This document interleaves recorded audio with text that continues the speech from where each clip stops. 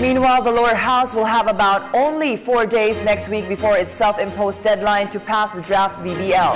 Quorum problem this week has delayed the BBL plenary deliberations. Freddie Abando reports. Only 4 days is left for the House next week to finish plenary debates for the Moral Basic Law before its approval by June 11. House Ad Hoc Committee Chairman Congressman Rufus Rodriguez expects the debates to pick up pace by ensuring there will be no repetition of questions for issues by several members of the House. Rodriguez admits there will be proposals to amend or delete several provisions of the amended draft Bangsamoro Basic Law. In all, the Ad Hoc Committee proposed 51 amendments to ensure all provisions will comply with the Constitution. Rodriguez is confident the Senate will review and consider the House version of the law.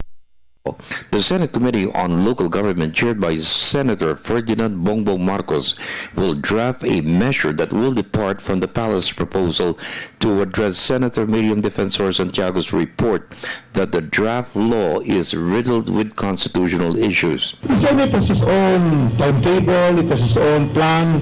The House, we believe, we have been here for 9 months working on this. The time has come for the discussion, the time has come for debates, the time has come for amendments on the floor, and we are going to proceed on this. And we have talked to the Speaker and the Majority Leader, we are on the June 11 end of session of Congress, because if we could just have our members continue to be present after midnight every day from Monday to Thursday, we are going to finish this debate and the voting.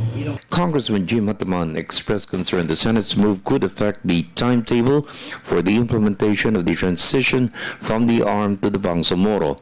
Hataman said a watered-down version may raise concerns from the Moro Islamic Liberation Front on the sincerity of government to comply with its commitments. Hataman also dismissed the inclusion in the measure process to include the demobilization of MILF forces. Congressman Tupay Luong stressed that time has come for Congress to be one with the President in winning the peace that has ravaged Muslim Mindanao for over 4 decades. As much as possible, kaya nga kami sa lower house, ginawa natin lahat na pagpabilis at yung content na pinag-aralan na hopefully makonsider ito ng Malacanang at saka ng MILF. And kailangan din naman i-consider natin yung other stakeholders. Bilhin natin, kami lang sa Congress nag-usap-usap without even considering na may mga yung CAP at saka yung FAB. No? So, ito dapat may sensitivity yung other part ng institution na government para i-complement yung initiative ng ating executive.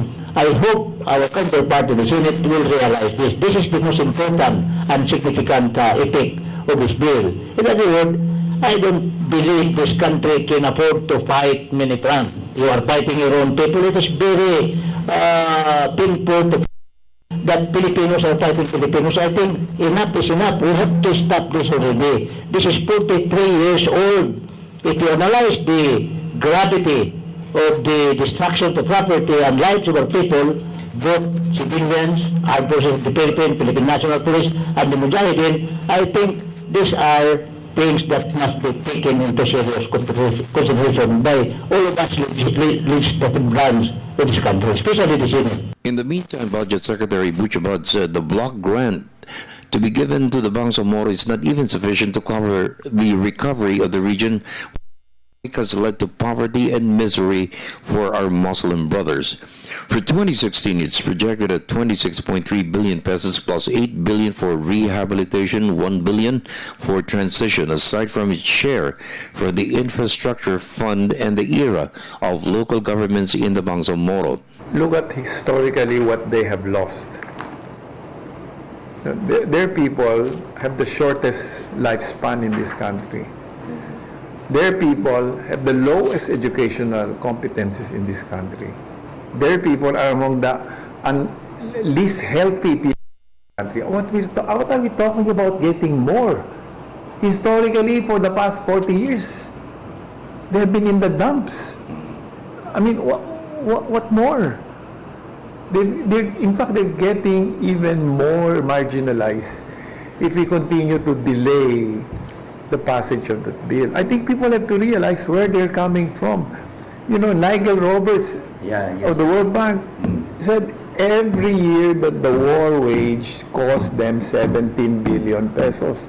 17 billion times 25 years or times 40 years. I mean, what's we talking about losing money? I mean, you know, you have to have a historical perspective to understand why we need BBL. For the People's Television Network, this is Freddie Abando reporting.